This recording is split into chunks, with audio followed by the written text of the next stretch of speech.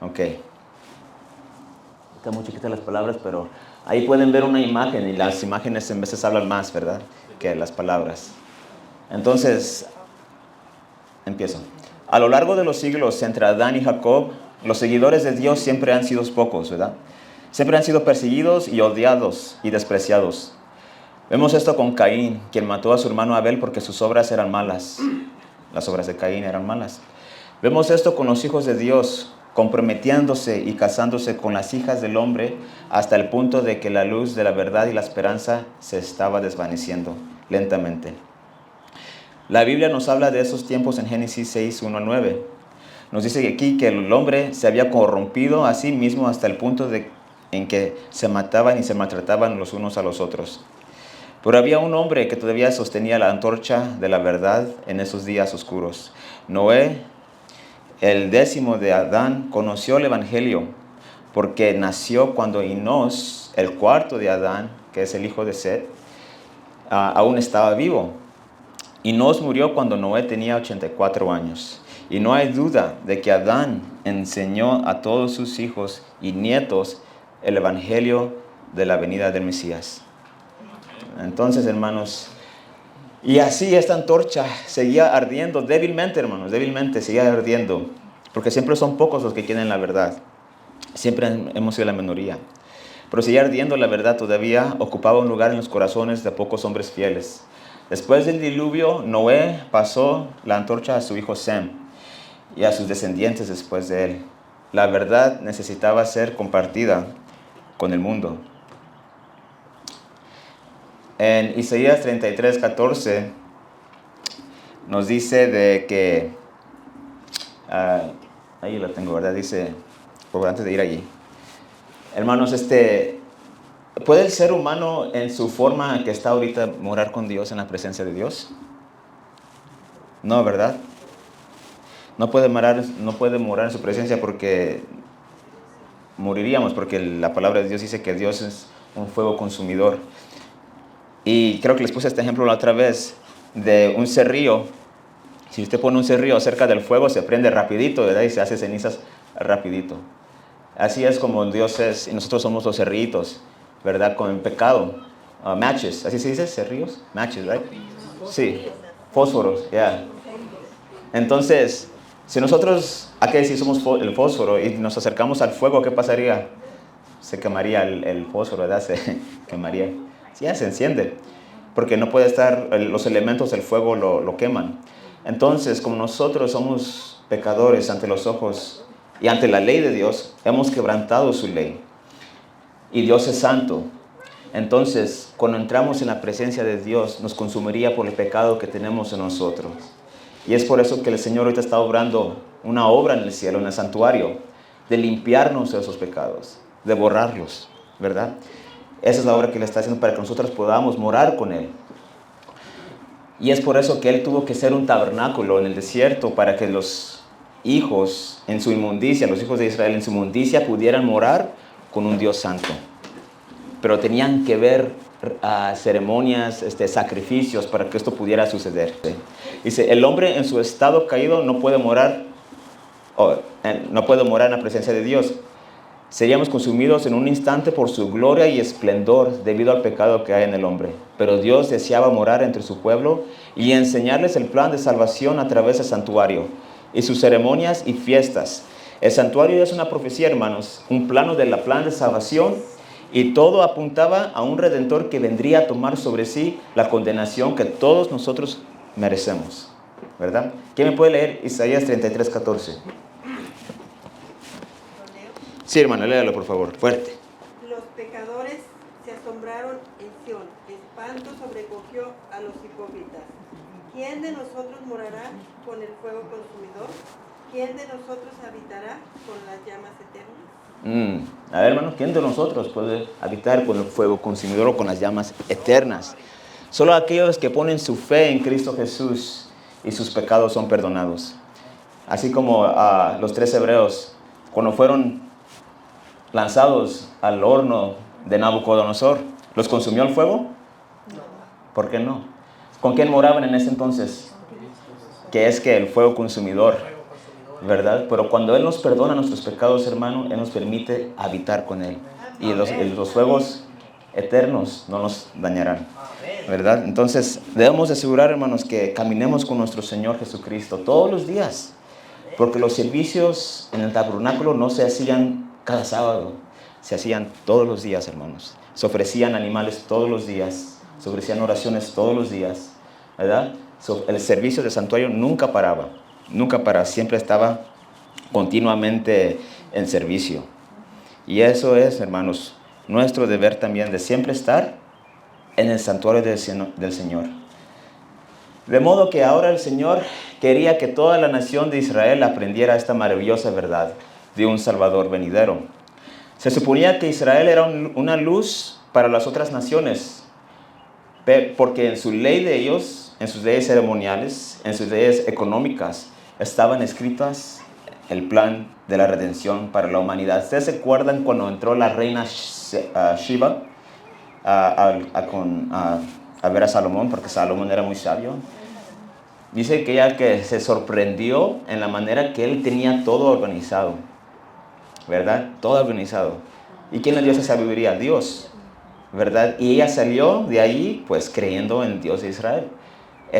Salomón fue una luz. Ese es un ejemplo, ¿verdad? Nuestras vidas, hermanos. El régimen pro salud, nuestro vestuario, la música que escuchamos, todo eso, hermanos, la gente va a preguntar, ¿por qué haces eso?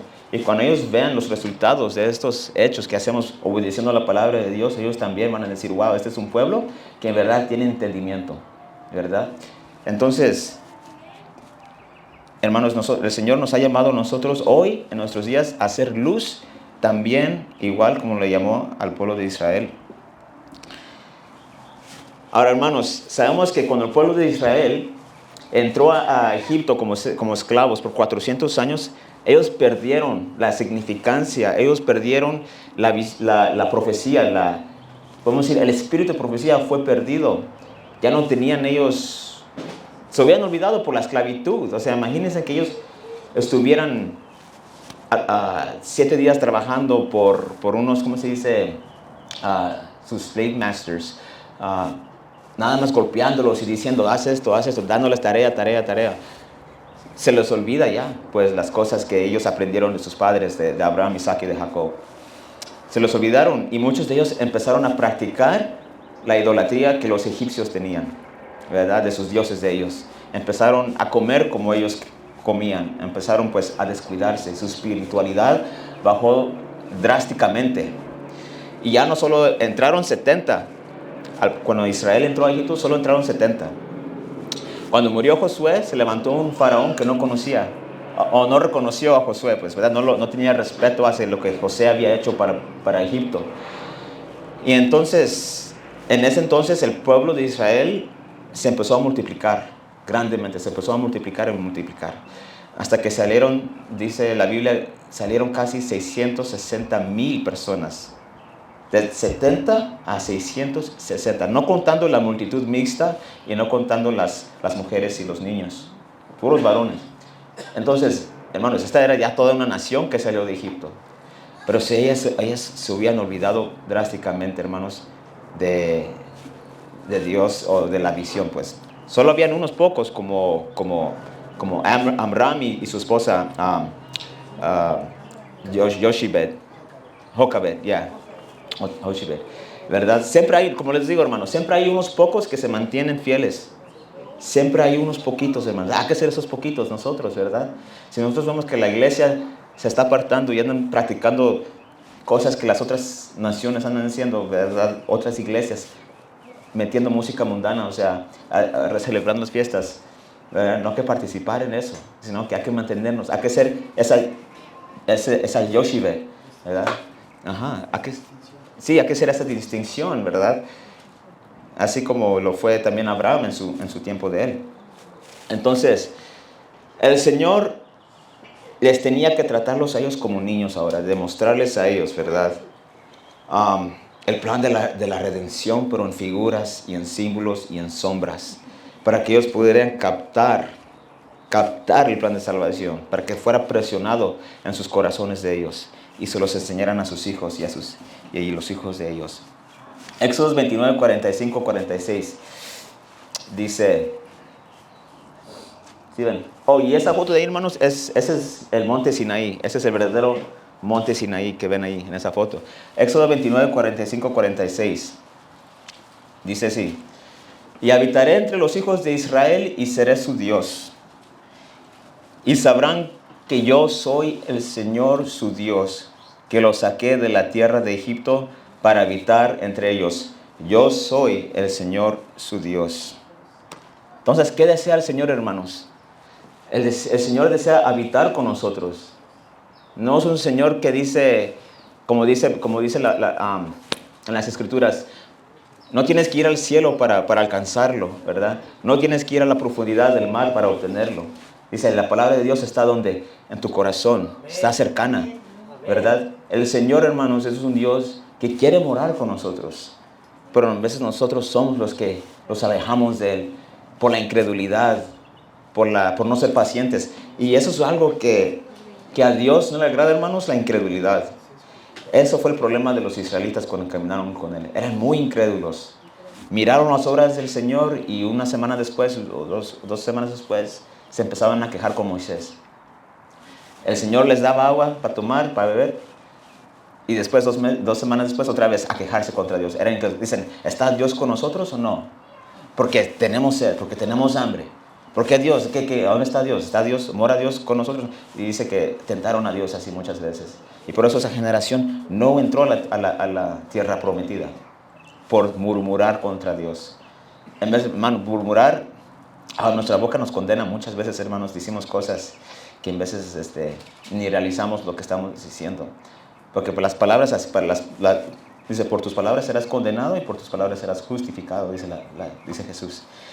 Entonces debemos de tener mucho cuidado, hermanos, de no murmurar contra Dios, ¿verdad? Porque la incredulidad, hermanos, ese va a ser el punto donde muchos hermanos van a caer, hermanos, por la incredulidad. Especialmente cuando las cosas se pongan duras y difíciles.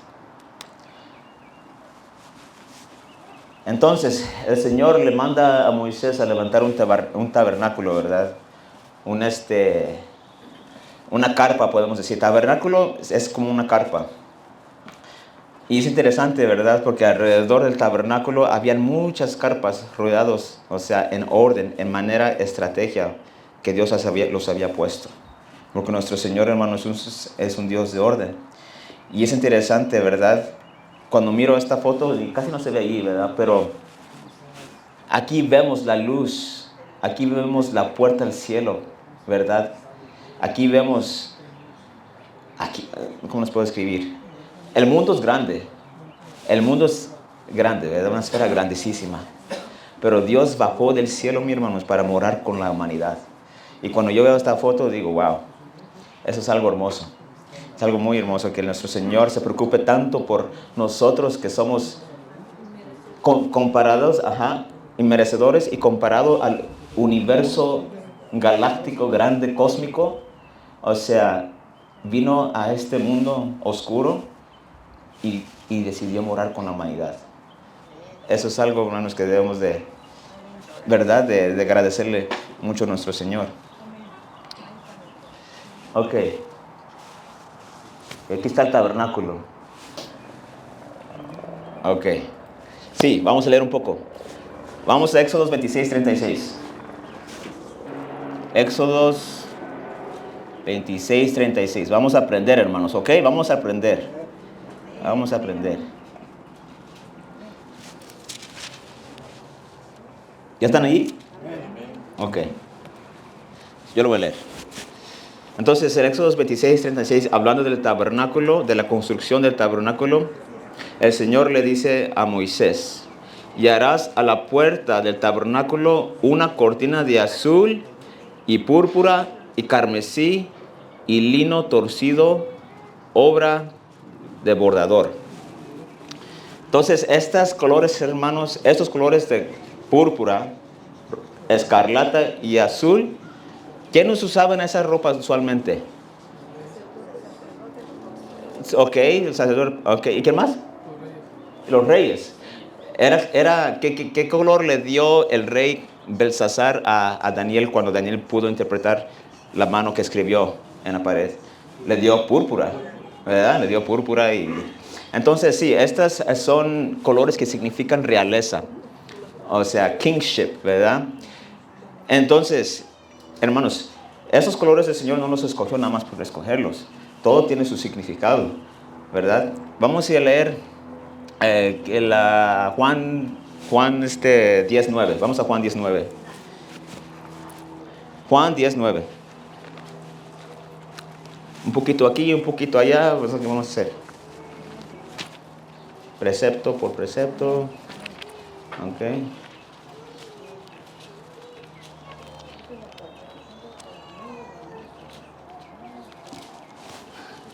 ¿Ya están?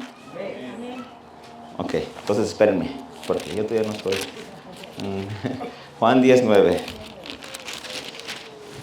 Dice así: yo soy la puerta, el que por mí entrare será salvo, y entrará y saldrá y hallará pastos.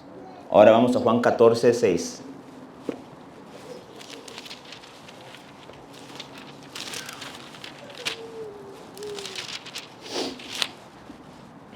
¿Estamos ahí? Ok, dice así.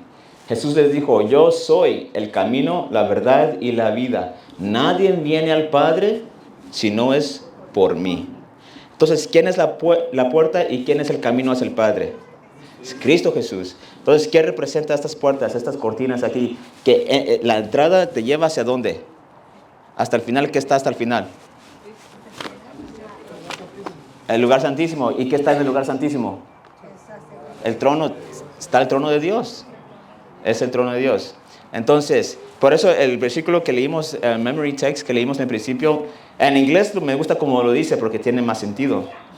En español solo dice en tu camino santidad, y sí es. Pero en inglés dice, lo voy a traducir, a ver, dice: tu camino, oh Dios, está en el santuario, o es en el santuario, ¿verdad? Así lo dice en inglés, en the King James. Entonces, aquí vemos, ¿verdad? Aquí vemos cómo el Señor ya aquí en el tabernáculo les estaba demostrando a los hijos de Israel el camino, ¿verdad?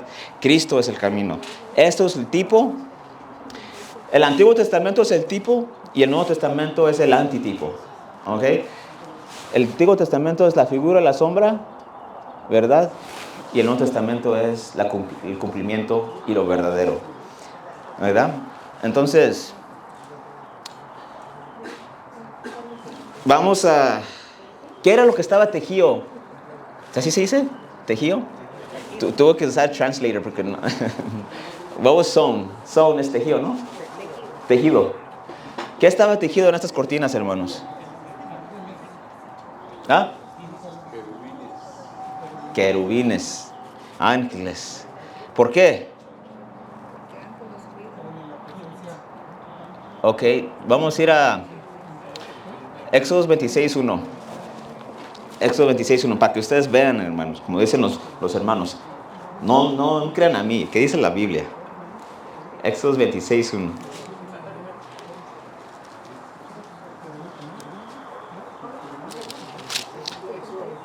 Sí, Éxodo capítulo 26, versículo dice: y harás el tabernáculo de 10 cortinas, de lino torcido, azul, púrpura y carmesí, y harás querubines de obra de arte. ¿Qué son querubines, hermanos?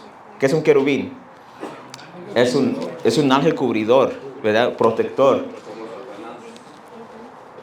Satanás antes era un ángel, un querubín, pero se rebeló, abandonó su puesto, ¿verdad? Y dejó de ser querubín, ¿verdad? Entonces sí, un querubín es un ángel protector que está en la presencia, al lado de Dios, ¿verdad? Entonces, ¿pero por qué? ¿Qué es lo que el Señor nos quiere demostrar con esto? Vamos a Daniel capítulo 7, versículo 9 al 10.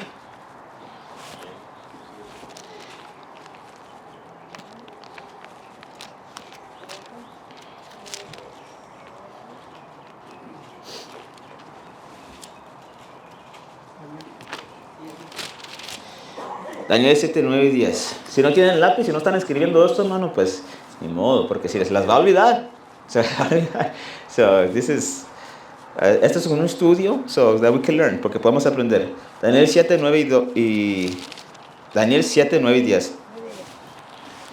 Dice, estuvo mirando hasta que fueron puestos unos tronos, y el anciano de días se sentó, cuya vestidura era blanca como la nieve, y el cabello de su cabeza como lana pura. Su trono era como llama de fuego, y sus ruedas como fuego ardiente. Un río de fuego procedía y salía de delante de él, y millares de millares le servían, y millones de millones asistían delante de él. El juez se sentó, y los libros fueron abiertos. Entonces, ¿quiénes estaban ministrando junto al Señor cuando Él se sentó? Vamos a Apocalipsis 5:11.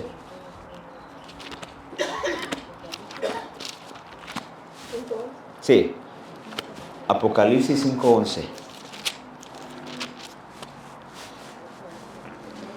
Amén. Ok, dice, y miré y oí la voz de muchos ángeles alrededor del trono y de los seres vivientes y de los ancianos, y el número de ellos eran millones de millones. Entonces, hermanos, esto representa que los ángeles están siempre en la presencia de Cristo Jesús. ¿Qué fue el que le dijo Jesús hacia los, creo que eran los discípulos, cuando les dijo, no desprecien a ninguno de estos pequeños, porque los ángeles de ellos, ¿qué? Sí, ven el rostro de mi Padre, o están en la presencia de mi Padre, ¿verdad? Entonces, nuestros ángeles, hermanos, o sea, están en la presencia de nuestro Padre. Cristo Jesús, cuando Él vino, que representa la puerta, los ángeles estaban con Él. ¿Quién lo ministró a Él cuando en el Getsemaní? Fue un ángel, ¿verdad? Entonces, esto también representa la obra del Señor, hermanos, que los ángeles están alrededor del trono con el Señor siempre y están con nosotros. Ellos dicen que son los ministros, ¿verdad? Ministros del fuego, ¿verdad? Para nosotros. Entonces, es por eso, hermanos, que los ángeles fueron tejidos en la cortina del tabernáculo.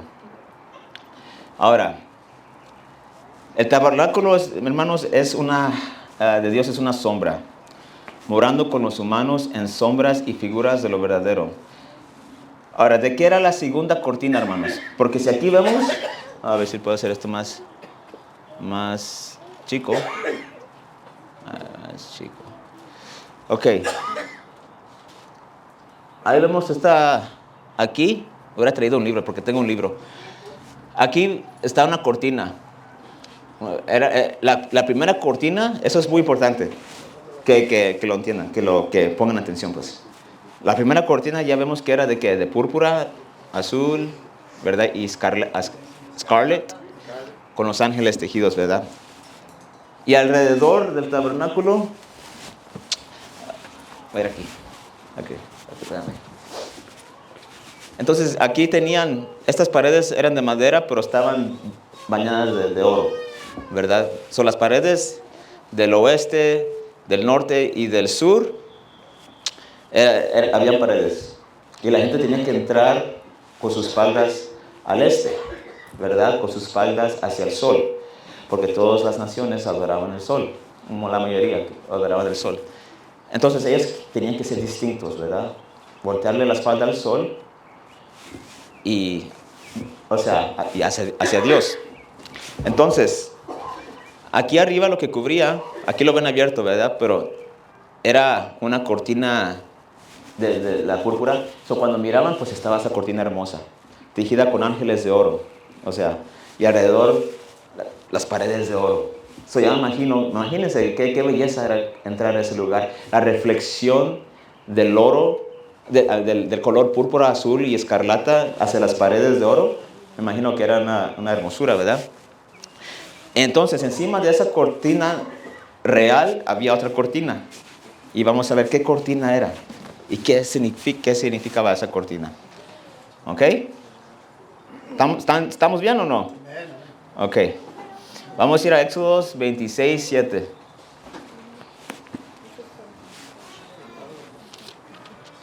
Éxodo 26:7. Sí. Vamos a ir, hermanos. Éxodo 26:7. Vamos ahí. ¿Estamos ahí, brothers and sisters? Ok. Dice, Éxodo 26, 7 dice así. Y harás cortinas de pelo de cabras para una cubierta sobre el tabernáculo. 11 cortinas harás. ¿Por qué pelos de cabras, hermanos? ¿Por qué el Señor quiso usar pelos de cabras? ¿Para qué se usaba? ¿Para qué se usaba? ¿Para qué se usaba el pelo de cabra, hermanos? Ahí lo pueden leer. ¿Qué simbolizaba?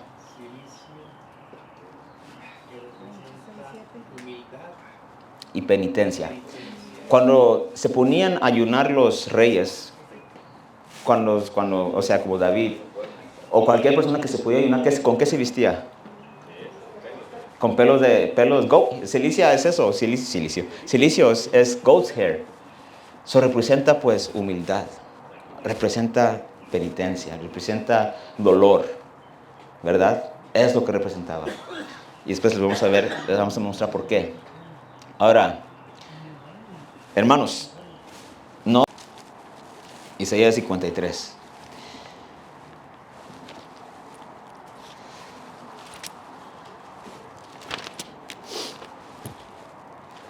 Yo creo que muchos de nosotros lo hemos leído, ¿verdad? Porque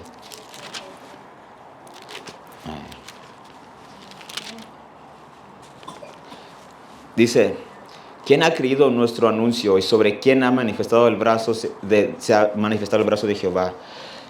Subirá cual renuevo delante de él, y como raíz de tierra seca no hay parecer en él ni hermosura.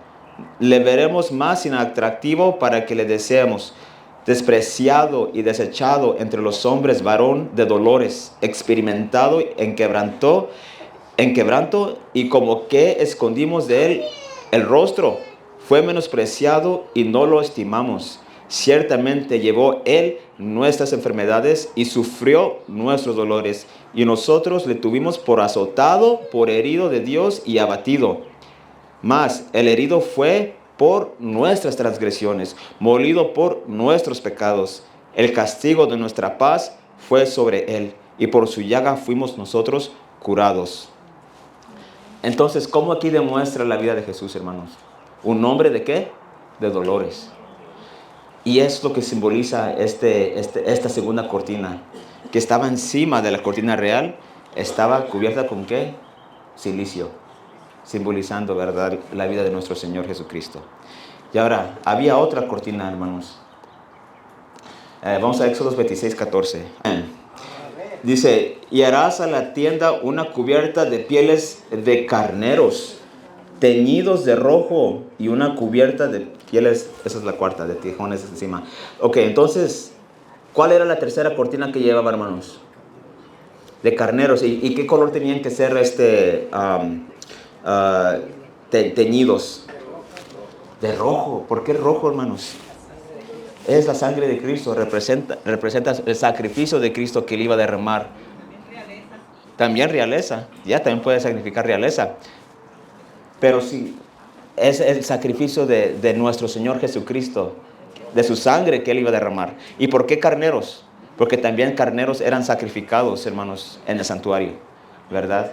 Entonces, esta tercera cortina, hermanos, representa la sangre de nuestro Señor Jesucristo. Su sacrificio representa a nuestro Dios, que se hizo hombre y se despojó de su humanidad. Y es bien interesante, hermanos, porque ¿era Jesús Dios? Era Dios, ¿verdad? Pero ¿qué hizo él? Tuvo que cubrir su divinidad, ¿verdad? Igual con el santuario, con el tabernáculo. La púrpura, el escarlata y el azul era lo primero. Pero ¿con qué fue cubierto? Con pieles de animales, hermanos. Representa, hermanos, el cuerpo de Jesús. Su sacrificio, su vida y su muerte, hermanos. Es lo que simboliza la construcción de este tabernáculo, hermanos. Todo esto apunta a nuestro Salvador y a la obra que él iba a hacer para nosotros. Él se despojó de su divinidad. ¿Para qué, hermanos? Para tabernacular con nosotros, o para hacer su tabernáculo con nosotros y alcanzarnos Habitación. Y para alcanzarnos y sacarnos del lodo cenagoso, mis hermanos. Vamos a leer Filipenses 2, 6 al 11. Amén. Lo voy a leer de nuevo, hermanos, para que pongan atención.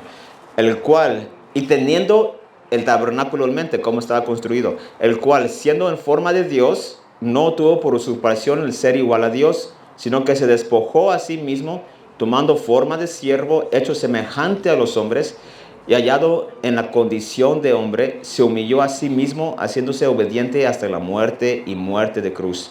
Por lo cual Dios también le exaltó hasta lo sumo y le dio un nombre que sobre todo nombre, para que al nombre de Jesús se doble toda rodilla, de los que están en el cielo y en la tierra y debajo de la tierra, y toda lengua confiese que Jesucristo es el Señor, para la gloria de Dios Padre. Ya ven, hermanos, aquí nos está diciendo Filipenses que se despojó el Señor de su divinidad y se hizo hombre. Es por eso que estas cortinas estaban cubiertas con estas pieles que simbolizaban dolor, sacrificio, ¿verdad? Y humanidad. Y también ayudaba para los elementos, ¿verdad? Como la lluvia y las cosas así. Pero el Señor pudo poner cualquier cosa para eso, pero no, escogió estas cosas, hermanos, específicas, el silicio, el que sea pintado rojo, la segunda cortina que fuera pintado rojo, porque quería demostrar al pueblo de Israel, o sea, ¿verdad? Que Dios se iba a hacer carne. Entonces, es algo, hermano, que cuando yo me puse a estudiar esto, I was like, wow, puedo entenderlo más. Si nosotros leemos la Biblia, hermanos, con los lentes del santuario, de Dios, pero con el santuario, porque el santuario, hermanos, nos va a abrir como el entendimiento del plan de la salvación. Porque en el santuario está, hermanos, está escrito, es el blueprint, ¿cómo se puede decir? Blueprint, el plano. Como cuando construyen una casa, ¿verdad? ¿Qué tiene que ser? No puedes empezar donde tú quieras, tienes que ir conforme al plano. Tienes que ir conforme a las calculaciones del plano, tienes que ir conforme a las reglas, a los códigos que tiene el plano. Y después la casa va a ser perfecta, no se va a caer, no se va a derrumbar. Entonces, si nosotros leemos la Biblia, hermanos, con el plano del santuario, vamos a entender muchas cosas que no podemos entender ahorita. Y nos va a traer más aprecio, más fe, más amor, más gozo, ¿verdad? Entendiendo estas cosas. Entonces, es lo que deseo, ¿verdad? Que ustedes ahorita puedan agarrar, obtener. Ahora, ¿qué era lo que estaba continuamente en el santuario del desierto, hermanos, como señal de la protección de Dios? ¿Lámparas? La nube. Vamos a Éxodo 40, 38.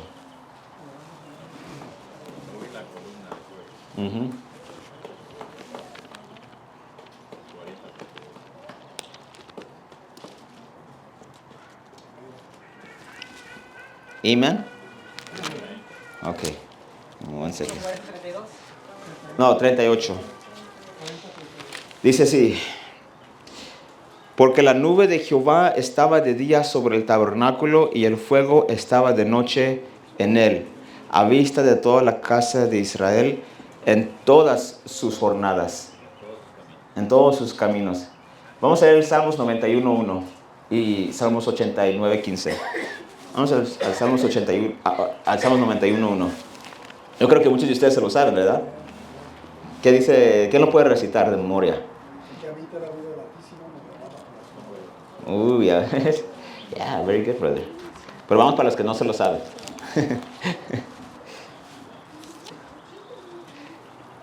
¿Estamos ahí? El que habita al abrigo del Altísimo morará bajo la sombra del Omnipotente. ¿De dónde agarró este salmista esa idea de morar bajo la sombra del Omnipotente? Pues el santuario, hermanos. Acuérdense que hay muchos salmos también donde ellos regresan al lugar del desierto cuando el Señor sacó a Israel de Egipto. Ellos siempre Dios dice, recuerda las sendas antiguas, ¿verdad?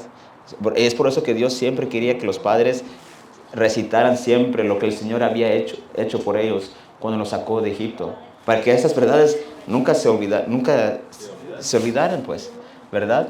para que no pierdan su identidad en Dios, para que no pierdan el significado de todas estas cosas, hermanos. Entonces el Señor también a nosotros, ¿verdad? Él nos protegerá con su sombra si caminamos junto a Él. En este desierto que estamos ahorita, hermanos, porque acuérdense, desde que fuimos bautizados y el Señor nos sacó del pecado, de la esclavitud del pecado, ¿verdad? Estamos caminando por el desierto, yendo ¿hacia dónde? Hacia la Canaán celestial. Entonces nosotros estamos en ese camino que está duro, hermanos. Acuérdense que en el camino en el desierto habían culebras adentro de los hoyos. Habían escorpiones escondidos, pero Dios los mantenía en sus hoyos mientras su pueblo pasaba, ¿verdad? Entonces, ¿pero qué pasó cuando el pueblo se hizo incrédulo? Empezaron a salir que las culebras y a picar a la gente y a morderlas. Cuando si volvieron incrédulos, hermanos. No pensemos que nosotros cuando somos incrédulos con Dios, que el Señor va a decir, oh, no te preocupes, todo te va a ir bien, porque está diciendo, nos van a llegar problemas, nos van a llegar aflicciones. No hay que perder la fe, porque Satanás es lo que quiere, es que perdamos la fe, que dudemos de la palabra de Dios, de que dudemos de sus promesas. Eso es el objetivo de Él, es que dudemos. Así que no hay que dudar, hermanos, porque si no, la culpa va a ser nuestra, ¿verdad? Porque hemos soltado la mano de Dios. Él nos suelta nuestras manos. Nosotros somos los que usualmente soltamos la mano de Él, porque las cosas no van como nosotros queremos que vayan, ¿verdad? Entonces, Salmos 89:15, ¿qué dice? Lo voy a leer un poquito más fuerte para que los hermanos escuchen. Bienaventurado el pueblo que sabe aclamarte, andará, oh Jehová, a la luz de tu rostro. Vamos a Salmos 119 y 105. Yes. Lámpara es a mis pies tu palabra y lumbrera a mi camino, hermanos. Así cuando era de noche en el pueblo de Israel, ustedes saben, si han acampado en un desierto se pone oscuro, que no puedes mirar para dónde caminas, ¿verdad? Al menos que se caiga una luna llena, ¿verdad? Que alumbra un poco. Pero se pone bien oscuro, hermanos. Entonces, este pilar de fuego alumbraba para los israelitas para que pudieran caminar, ¿verdad? Y hacer sus cositas, ¿verdad? Calentarse también con el calor de fuego. Y eso, buen punto. También les daba calor para que no se enfriaran, ¿verdad? Entonces el Señor, hermanos, es maravilloso. Y en el día les daba, ¿qué? Una sombra para que el sol no los quemara. Entonces, veamos cómo Dios tiene cuidado de su pueblo. ¿Ya? Entonces el Señor nos protegerá, hermanos. El Señor es el pastor de Israel. Y el pueblo son sus ovejas. Aunque rodeados por culebras o escorpiones o lobos, el Señor cuida de su pueblo hasta llegar a la tierra prometida. Vamos a ir a Juan 10, 27 al 29. Ya casi vamos a acabar, hermanos. Vamos dando. Pero vamos a ir paso por paso, porque si les doy mucho, no se van a quedar pues con lo que les quiero dar. Juan 10, 27 al 29.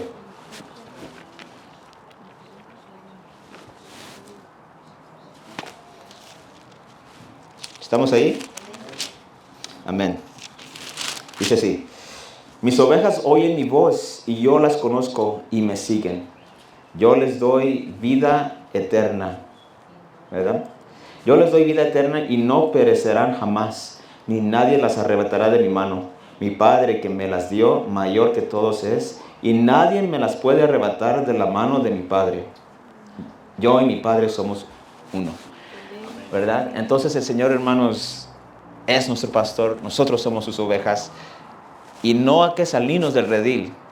Y cuando me refiero que no hay que salirnos del redil, no hay que perder la fe que una vez obtuvimos, ¿verdad? Cuando escuchamos las buenas nuevas.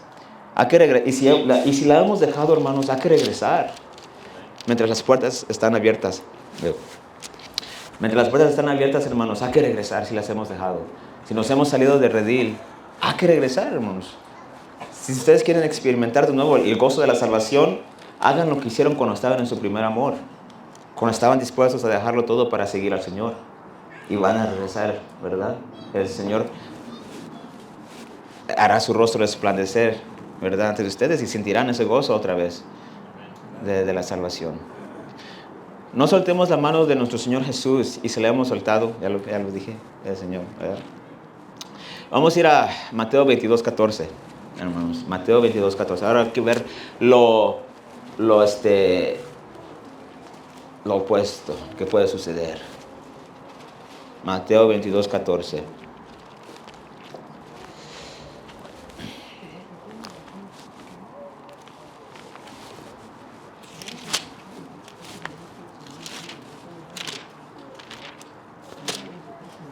Amén. Porque muchos son los llamados, pero pocos son los escogidos. Entonces, hermanos, que nuestra llamada que fue hecha, a que dice el Señor que el reino de Dios está siendo tomado por personas violentas, ¿verdad? O sea, que la gente anda entrando, hermanos, la gente anda entrando hacia el mensaje, la gente anda entrando, o sea, mucha gente anda entrando para recibir la salvación. Entonces nosotros, hermanos, hay que arrebatar la salvación, que nadie nos quite nuestra corona, ¿verdad? Hay que tener seguridad, hermanos, porque muchos son los llamados y pocos son los escogidos. El Señor quiere salvar a todos, pero solo los escogidos son los que van a obtener la salvación, porque ellos se entregaron completamente, ¿verdad?, a nuestro Jesús sin reserva. Entonces, hermanos, la obra de Jesús está ilustrada. Esta es casi lo último. La obra de Jesús está ilustrada en la parábola de la boda, donde todos son invitados a la boda, hermanos. Todos, los buenos y los malos, son invitados. Pero entra el rey y examina a los invitados y saca a los que no están vestidos con la ropa de la boda, que es la justicia de Jesucristo. Así también el tabernáculo, había 2 apartamentos, hermanos. En el santuario, el lugar santo y el lugar santísimo. Y en el lugar santo todos se hacían servicios de ofrendas y sacrificios, como un llamado a todos que se acercaran a Dios y un llamado al arrepentimiento durante todo el año. Pero una vez al final del año se hacía un servicio en el lugar santísimo, hermanos, donde tipifica la obra de examinar a los invitados si son dignos de heredar la vida eterna, ¿verdad? Vamos a ir a Apocalipsis 3:4.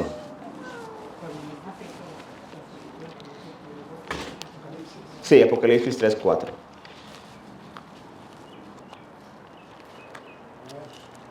Amén. Ok. Apocalipsis 3:4. Es que la mía tiene muchos comentarios. Okay, 3:4. Dice: pero aún tienes unas pocas personas en Sardis que no han contaminado sus vestiduras y andarán conmigo en vestiduras blancas porque son, ¿qué? Son dignos, hermanos. Mucha gente dice: oh, ¿por qué? ¿Cómo que si el Señor me va a hallar digno? Ya soy digno de entrar al cielo, ya mi salvación está garantizada. Pero, hermanos, el Señor, hermanos, examina los corazones, hermanos, para ver si en verdad nos hemos arrepentido genuinamente, ¿verdad? Si es un arrepentimiento genuino o si es un arrepentimiento fingido, ¿ok? No por Él, porque Él lo sabe todo, pero para los otros mundos, los ángeles, para que el Señor sea, ¿qué? Justo cuando Él traiga juicio. Todos dirán: tú, Señor, eres justo. Cuando las plagas caigan, van a decir: Señor, tú eres justo. Entonces, ¿por qué? Porque ellos saben, ellos han visto, ¿verdad?, que estas personas no fueron hallados dignos de entrar en el reino de los cielos. Entonces, hermanos, el Señor, como aquí, como estaba diciendo aquí hace ratos, que habían 2 apartamentos en el lugar santo. El lugar santo se hacían los servicios todo el año. Todo el año se hacían los servicios, como les dije, todos los días, para que las personas fueran perdonadas de sus pecados. Pero al fin del año, hermanos, en el día de expiación, cuando eran borrados los pecados, ¿ok? Eran cuando era limpiado el santuario, era cuando eran limpiado las vidas de todos los que llegaban ante la presencia de Dios. En ese único día, era solo un día que se celebraba. Y era solo una oportunidad que ellos tenían. Dice el Señor que el que no se presente a esta fiesta y no se aflige el alma, ¿verdad?, será cortado de su pueblo, será desechado del pueblo. Entonces, hermanos, era bien importante que se presentaban en este día de expiación. En el santuario se transferían los pecados del hombre por medio de la sangre del animalito, ¿verdad? Y estaban recibiendo la gente perdón. Estaban recibiendo perdón del pecado. Y es lo mismo que pasó en la muerte de Jesús, ¿verdad? Él es nuestro sacrificio. Y recibimos perdón del pecado. Y por fe recibimos ese perdón. Y esos pecados, hermanos, van a ser borrados. Yo estaba hablando con mi mamá la otra vez. Y a mí se me vino algo en la mente. Y como yo soy mi mente es muy difícil para componer mis pensamientos. Se me revuelve. Tengo la idea, pero la manera de expresarlo se me revuelca. Y le está diciendo a mamá, ¿cómo es posible que Enoc, Elías y Moisés entraron en el cielo antes de que Cristo Jesús fuera crucificado? Ahora les hago esa pregunta. ¿Cómo?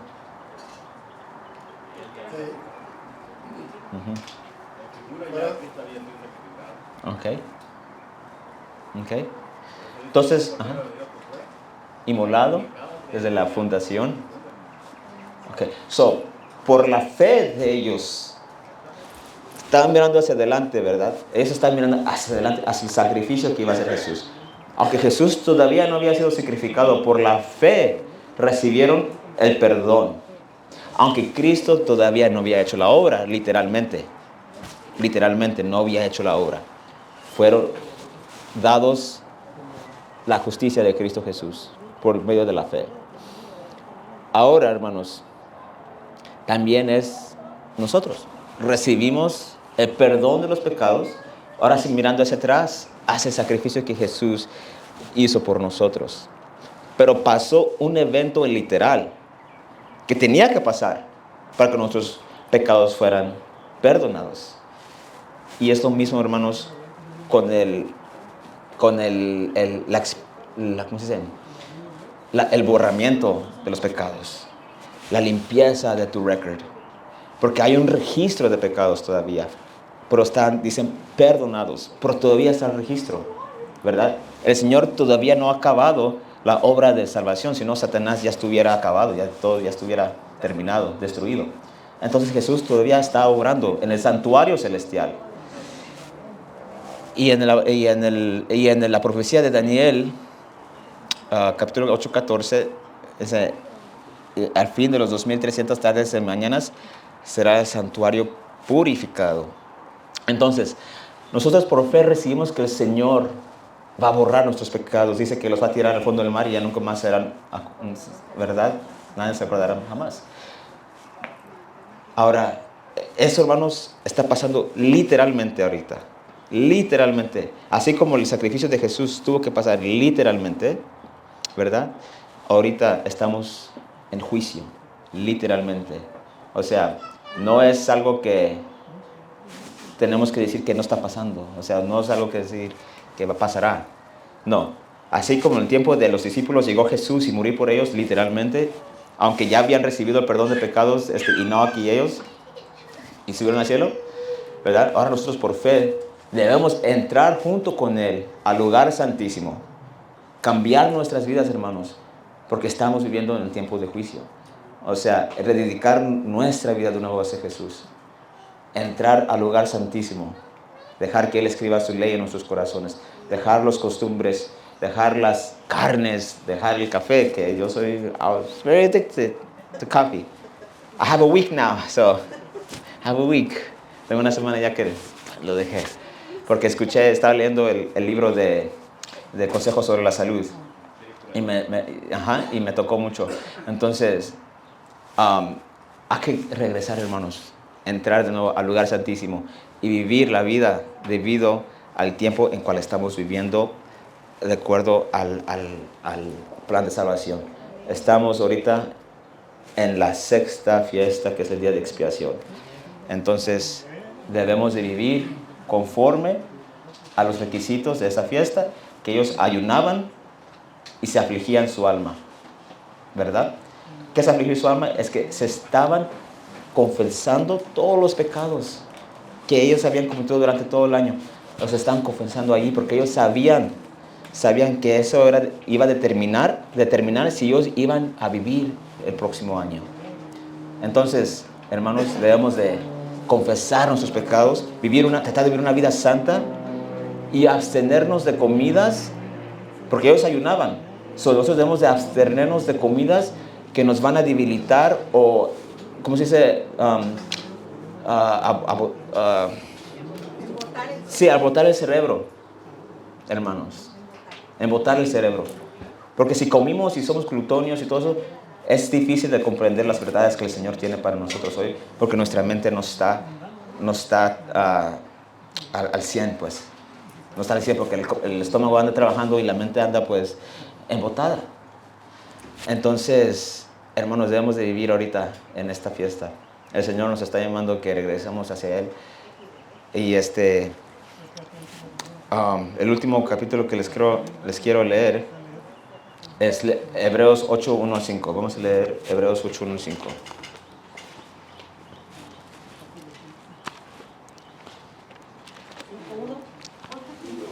8, 1 al 5.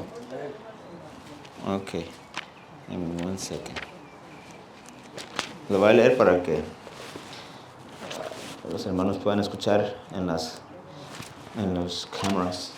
Hebreos 8, 1 al 5 dice así: así que la suma de lo que hemos dicho es, tenemos tal sumo sacerdote, el cual está sentado a la diestra del trono de la majestad en los cielos, ministro del santuario y del verdadero tabernáculo que el Señor levantó y no el hombre.